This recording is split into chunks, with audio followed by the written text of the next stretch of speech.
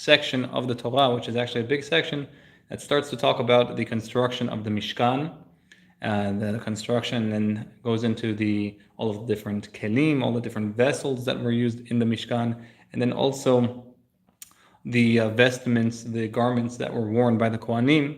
And so these two parshiot, Terumah Tetzaveh, are the parshiot where we get the commandment to do so.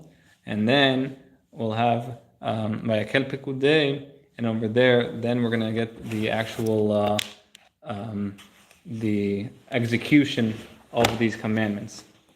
So, with that being said, we'll jump right in. The parsha begins with, it says, "Vayikhu li teruma et kol asher ish asher yedavenu libo tikhu et terumati."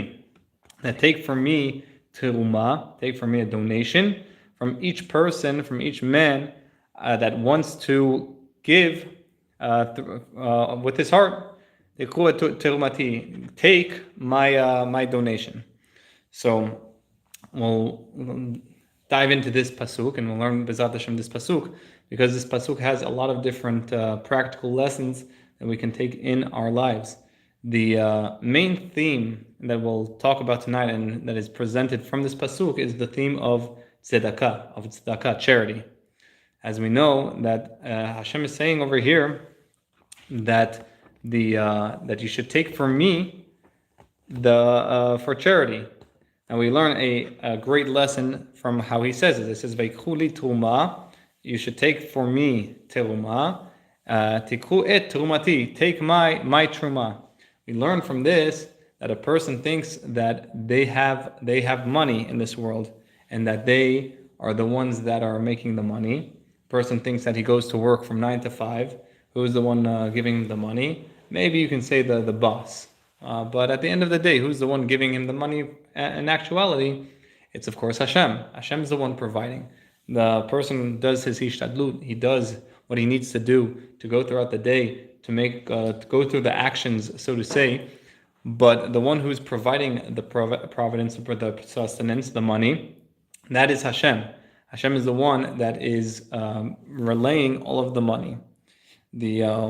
One time, a little girl, maybe 4 or 5, asked her father, Abba, where do you get your money from? And so he was astounded. He was like, "What do you mean? Where do I get my money from?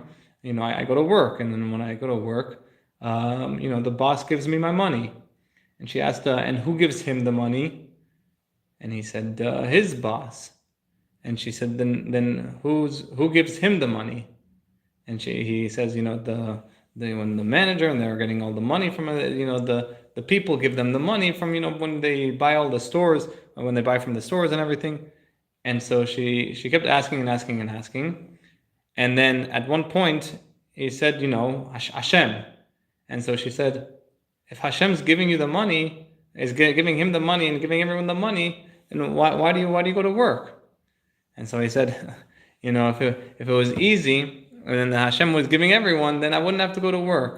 But Hashem has to go through these different people, has to give through these different people for me to get my money. Meaning, you're right. At the end of the day, Hashem is the one giving the money. But we have to go through different avenues on how we get that money. Nonetheless, though, we have to have that in the back of our minds, that who's the one giving us the money? It's Hashem. And that's what Hashem is saying here. Right? Give for me terumah, from your money, your donations. But who's that donation? It's terumati. It's my terumah. It's my money at the end of the day. A person, when he comes to synagogue, sometimes you see people and they want to get charity, and they ask you, can you give me charity? And a person sometimes he's a little stingy. He doesn't want to give. He says, "Who are you?" But we have to realize that Hashem's the one giving us the money. Really, the money that we have is merely a pikadon. It's a security. What we have in our possession isn't necessarily ours. It's what Hashem has given us for a certain amount of time, and you can go ahead and use it for charity, or you'll lose it somewhere else. There's a story in the Gemara that it says that one of the Tanaim, he had a dream on Rosh Hashanah that these his nephews would lose $1,000 that year. And so he went to go to the nephews. He told them, listen, you guys should donate extra this year. Donate extra, whatever you donated last year, triple it, double it, quadruple it. Donate a lot this year. And so they donated a lot. And at the end of the year, they came to they realized they donated $930. And they went to go tell their uncle, listen, hey, we donated so much. On the way, they got stopped by one of these tax inspectors that were working for the government. And the guy said, listen, hey, you guys are embezzling. And I said, what? We're not embezzling. We're not doing anything. What do you want from us? We're honest, hardworking citizens. He said, okay, then you have to pay your taxes. Taxes. Our accountant said we're good. No, you have to pay taxes to the government. He had like a letter. You owe $70 to taxes. Okay, $70. They paid $70.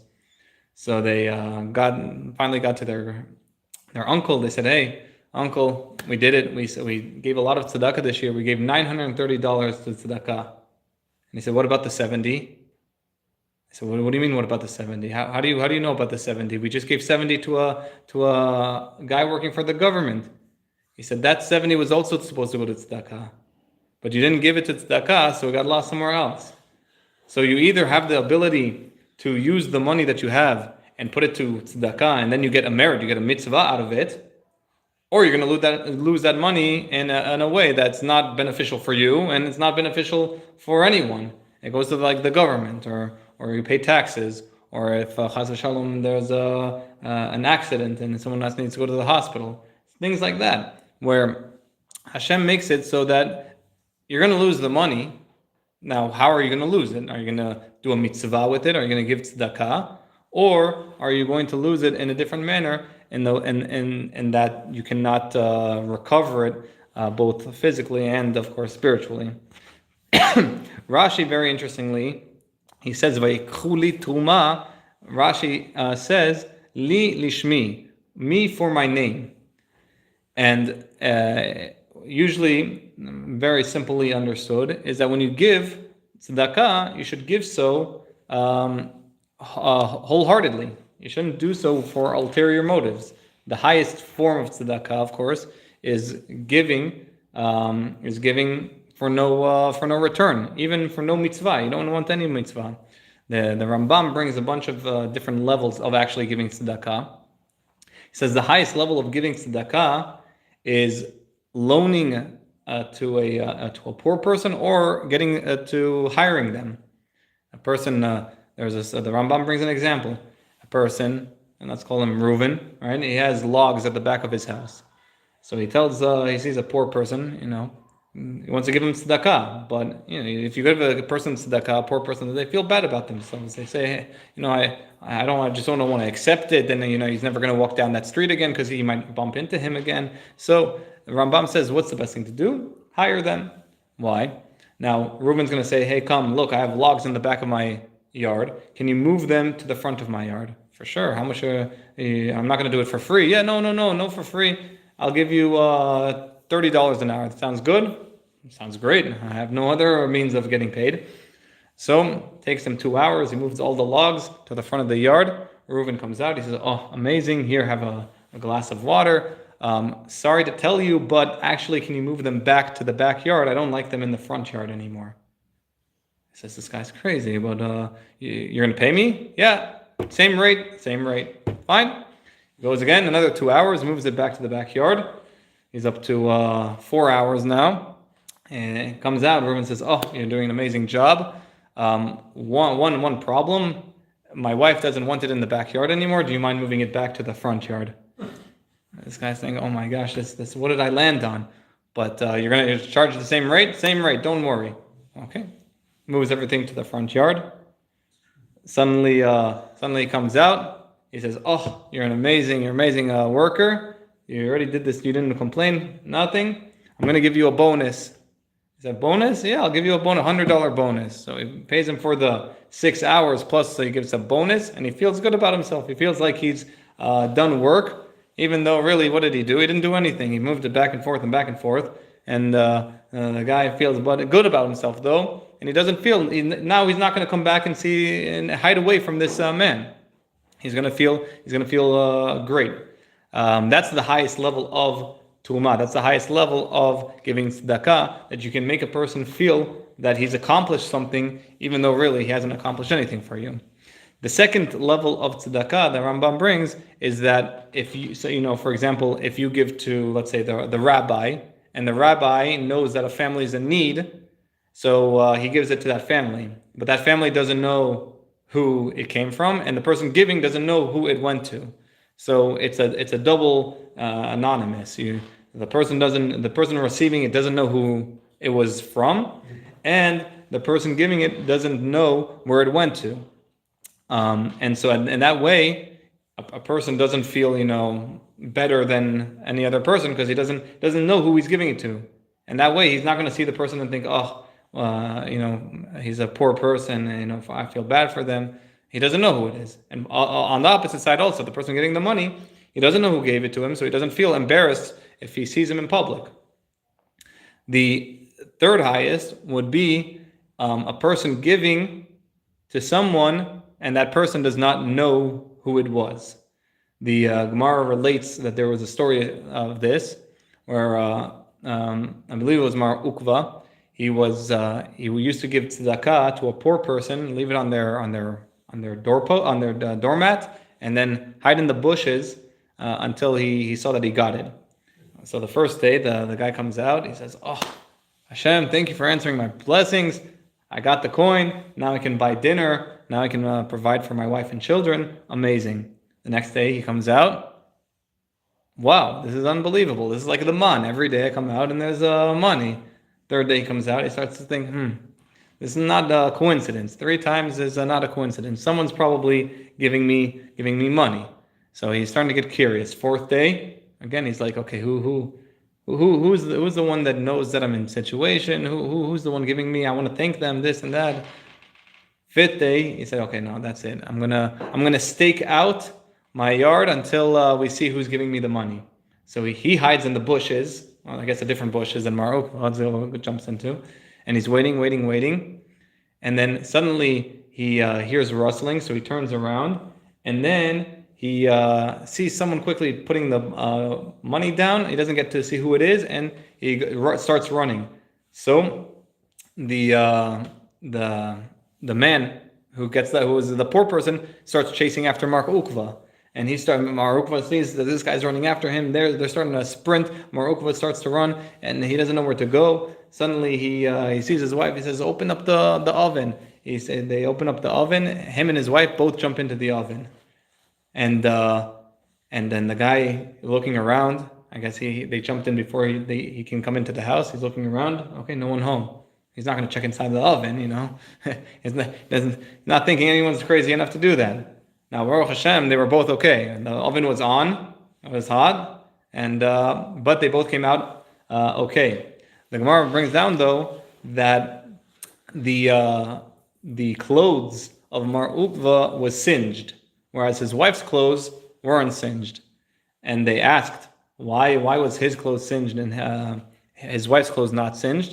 And they said, because when he gives tzedakah, he gives money. A man usually gives money. So the money goes to the poor person, and then he has to go to the store, he has to buy food, come back, and then give it to his family. Whereas a woman, back then at least, when they gave tzedakah, they would give food. A poor person comes to your door, or they sometimes go to the marketplace.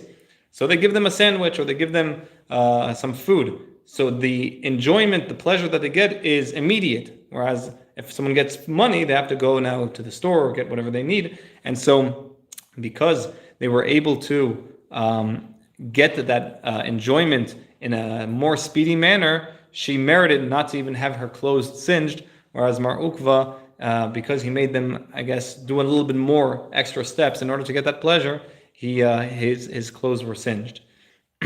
So the Rav Chaim Vital, the student of the Arizal, he explains what is Vaikhuli Terumah. What does it mean, Li Shmi, that me for my name? He says that every time that you give tzedakah, you're actually manifesting Hashem in this world. What does that mean? That means that if you give tzedakah, that you're bringing this power of Hashem into this world and writing out His name through actions. And he explains. He says that the coin someone gives, or the money that someone gives, usually it's a little dot, something very small, that corresponds to the yud of Hashem's name. And he puts it into his hand, which is 5 fingers, corresponding to the hey, which is 5. He puts it into his hand, and then he goes to the poor person. The poor person stretches out their arm. That's like a vav. And then he opens up his hand. The poor person opens up his hand, and that's another 5 fingers, which corresponds to the hey. So you got the yud, the coin, the hey, the person who's giving the tzedakah's hand, the vav, the arm of the poor person, and hey, the poor person's hand. And so you're manifesting it, you're making Hashem's name into this world, Yud Hey Vav Hey. So that's what he explains, Vayikuli Terumah Li Lishmi, for my name, that when someone gives tzedakah, he's bringing these energies of tzedakah into this world, and he's writing out Hashem's name. Now, Rav Chaim Vital says, when does this happen though? When the rich person, or the person who has money, goes and gives it to the poor person, because he's causing the poor person to outstretch his hand. But if the poor person comes beforehand and outstretches his hand and asks for the tzedakah, then it's a little opposite. It's vav, hey, and then the rich person comes and gives the tzedakah, yud, hey. That spells vehaya. And so he says that corresponds to the pasuk, vehaya ma'aseh hatzedakah shalom. And it was the act of tzedakah brought peace.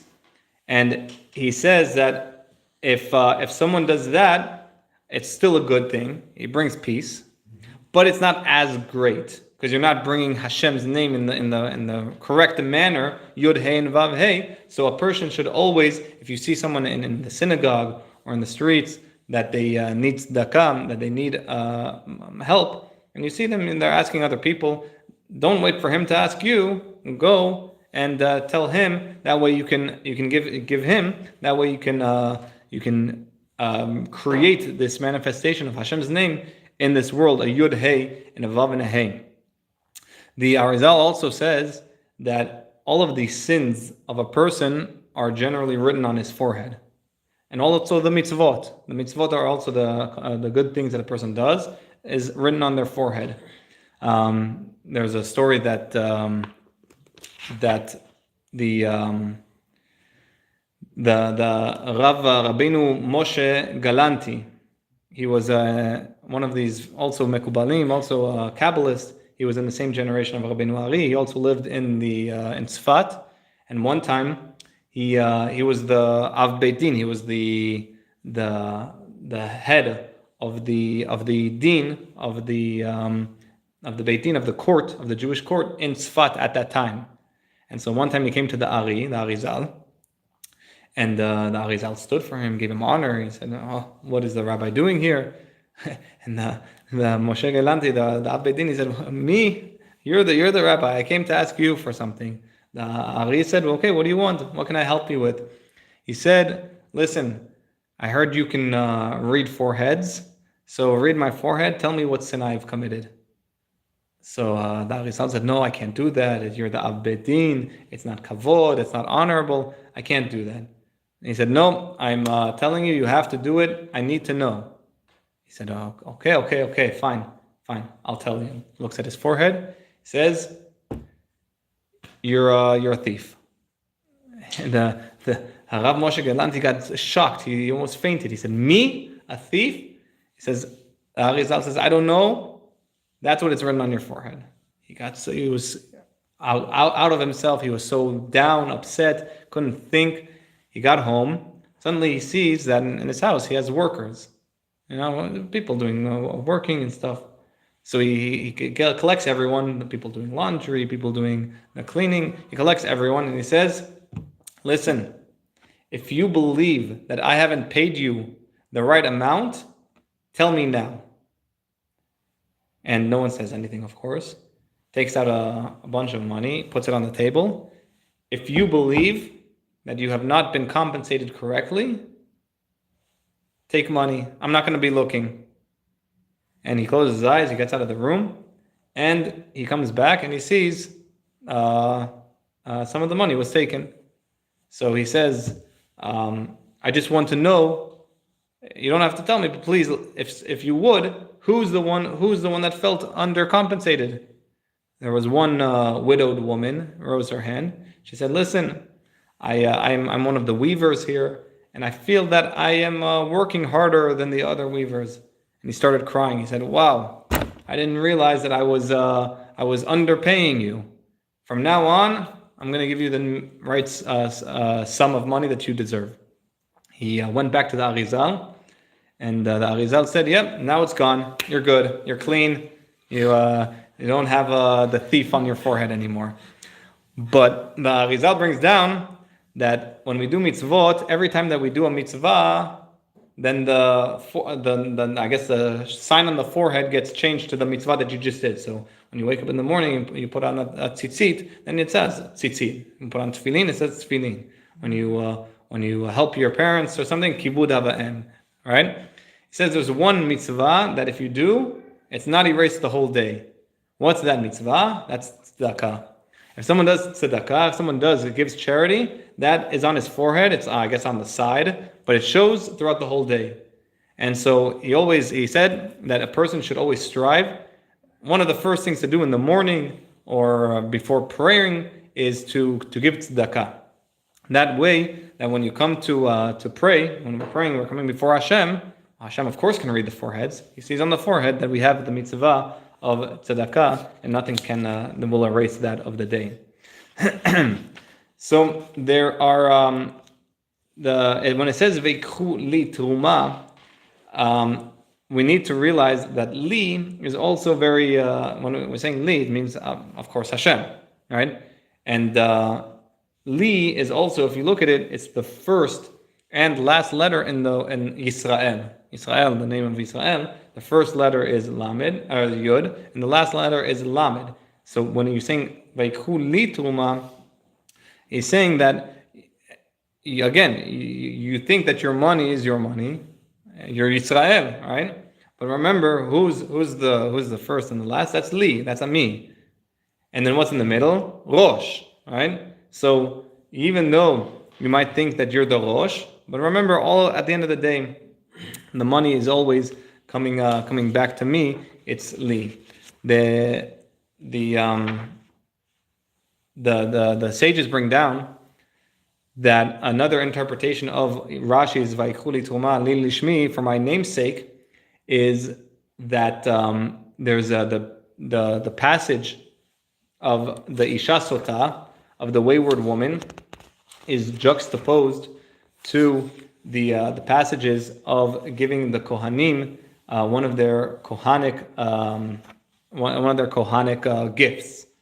And so they ask, why is that? Why is why is it juxtaposed? Why suddenly, after talking about giving the Kohanim their gifts, then you go into the passage of the Isha Sota, the wayward woman? And so the sages said that the reason that it is juxtaposed is that if someone does not, Rashi I think says over there, that if someone does not give the Kohanic gifts to the Kohanim, then he's going to need the Kohen for something that he hasn't done. Meaning, if a person isn't going to go give charity to the Kohanim, giving what they need to the charity, then he's going to have to bring his wife, the wayward woman, to the Kohen, in order for them to be for her to have the din, have the judgments on her. And the Gaon of Vilna brings a whole story on how it's connected. He says that the pasuk says v'ish et kadashav lo yu, that it says that ish it says so it says that if a person does not, he withholds money from Terumah. First, it says Terumah and Maserot should be going to the Kohanim. If a person withholds that, he doesn't give it to the Kohanim. So the Gaon Vilna gives a whole story. He says that this person, he gets cursed. And then what happens? He starts to lose his wealth. And then, once he starts losing his wealth, what happens? Well, you need to get money somehow, because the wife is asking for more money. She wants to live the same high standard that she lived. So he has to start going into risky business, start doing shady business, and sometimes it doesn't go through. And he tells his wife, listen, I can't meet what you're expecting. You're living a little bit too high of a class. So if she doesn't get what she needs from him, so she starts looking outward. And she starts meeting other people. And next thing you know, his friend said, hey, I saw your wife secluding herself with another man. And he said, what? How can that be? Suddenly he confronts her. He said, listen, you cannot seclude yourself again with that man. If you do, well, we'll have to go to Jerusalem. And lo and behold, she again is seen secluding herself with that man. So he catches, he says, listen, we're going to Jerusalem. They go to Jerusalem, and who's the one to give her the test of whether she did commit the act or not? The Kohanim. Hashem says, you could have fixed all of this, right? You didn't have to. You could have circumvented all of this if you just gave the Terumah, the Maaserot, the Kohanic gifts. Why did you have to go through that? And worse is when they administer the test of the Sotah, what do? They take a cloth, they take a paper that has Hashem's name on it and put it inside water for her to drink. Hashem said, listen, you erased my name because you didn't give Terumah, you didn't give Maaserot, you didn't give Tzedakah. So when he says, for my name, Li Lishmi, Rashi says, for me, for my name, he's saying that you erased my name because you didn't want to give Tzedakah. Thank you. The tzaddikim, they said that usually we read this parsha Terumah in the times around the Machatzit shekel, as we talked about, and in fact they learn from the opening of this parsha. It says 3 times Terumah. So it's very cool. Terumah. It says Terumati, and it says another time, and it says another time for Terumah. So there's 3 times that it says in Terumah in this parsha, and it says those are connected. Those are corresponding to the three machatzit shekels, the 3 half shekels that were given throughout the year for the communal needs. And as we mentioned, that we said that the machatzit shekel is gematria nefesh, meaning the numerical value of shekel is nefesh, is soul. And when someone gives machatzit shekel, he's also doing kapara, he's also atoning for his soul. The pasuk says, tzedakah tatzil mimavet, that giving tzedakah saves a person from death. And it's a midah keneged midah. If you give a person tzedakah, if you give a person money, you're ensuring that he's not dying because he's not going to go hungry. So Hashem says, you didn't make him die, so I'm not going to let you die. Midah keneged midah. The sages say, though, it's a little deeper than that. You see, if you take machatzit, right, the word machatzit, it starts with a mem, then it says it has a chet, and then it has a tzadik, and then yud, and then taf. The tzaddikim say, if you take the first letter and the last letter, mem and taf, it's met, means death, right? So when someone has a death sentence on their head, and they want to change it from death to life, so then we go to the next letter. What's the next letter? Chet. And before the taf is a yud, chai. That's chai, that's life. How do we do that? That's through the tzaddik, that's through the tzedakah. So if someone is able to give tzedakah, and specifically when we're talking about machatzit shekel, that we said it's for atonement, if it's for a person, he's able to change that machatzit from the met, he's able to change from met to chai, from death to life. And that's what the pasuk says. Tzedakah tatzil mimavet. That through the tzedakah you will be saved from death. And so the sages say that also when it says that 3 times terumah, it says ve'ikhu terumah, tikhu et terumah, v'zot terumah. Those also correspond to the 3 types of levels of giving. There's someone who gives, and they give out of the kindness of their heart, and that's why it says ve'ikhu terumah, that they give without being provoked. They come to give, but they don't expect anything in return, and they don't anticipate any good coming out of it. They give because they know they need to give, and that's that. There's another type of people that sometimes they give because of something that happened. You know, they have a court case coming up, or that they have a doctor's visit, or they start feeling pain.